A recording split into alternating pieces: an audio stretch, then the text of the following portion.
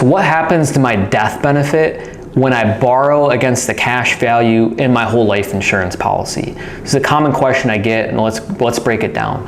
So what happens is when you borrow against your cash value, you're going to see your death benefit drop down dollar for dollar. Let's go through an example with numbers.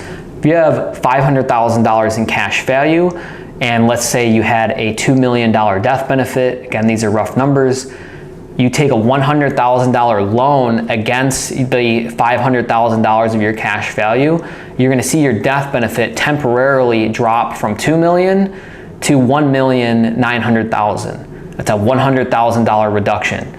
And why does that happen? Like, what's actually happening here? So when you're when you're borrowing against your cash value, your death benefit is being collateralized. So if you were to pass away with that $100,000 loan out, the life insurance carrier already accounted for that. So instead of paying $2 million out to your beneficiaries, they're going to be paying out $1.9 million, because that's that $100,000 loan, that's money you owe the insurance carrier.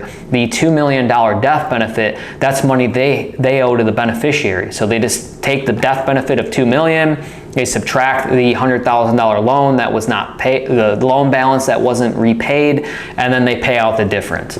So that's what's happening. Now the other aspect I want to touch on is, so we understand death benefits collateralized dollar for dollar.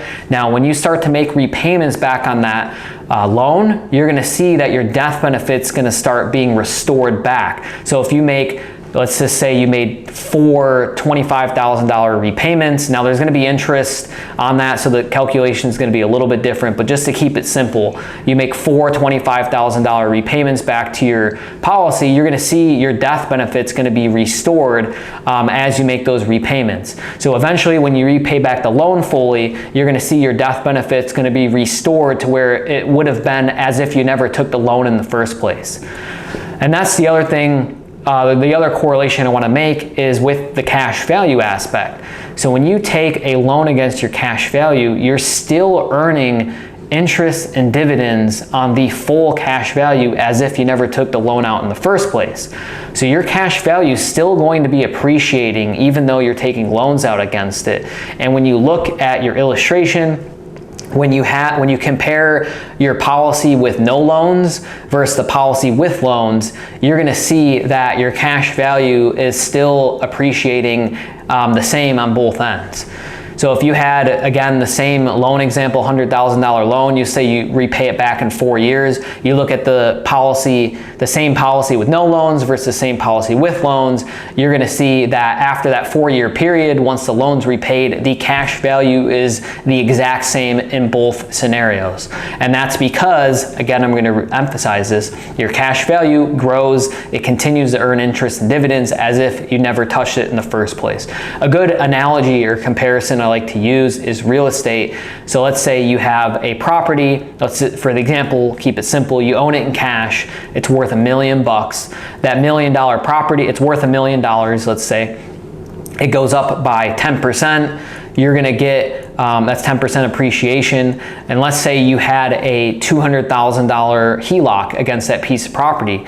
Well, you're still gonna get that 10% appreciation on the full market value of that property being $1 million, regardless if you had the HELOC or not. It's the same concept, it's the same principle with whole life insurance. You're gonna get appreciation, aka interest and dividends, on the full cash value as if you never took the loan out in the first place. So that's the comparison there with real estate. Hopefully that clicks and makes sense.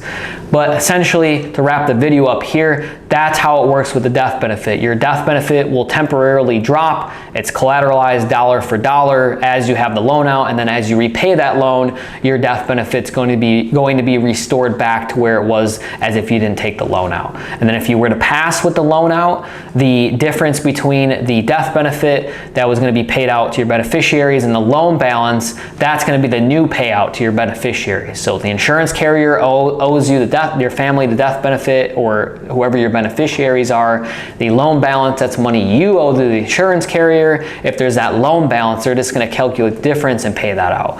So hopefully that clears up some confusion. I get this asked quite a bit. If you have any more questions on this, you can go to the comments below, ask any questions there. If you want to book a call with me, you can absolutely do that. Go to the top of the description, click on my calendar link, and then find a day and time that works for you. And then lastly, bottom corner of this video, you're going to see a recommended video. Make sure to click on that, and I'll see you over in the next one.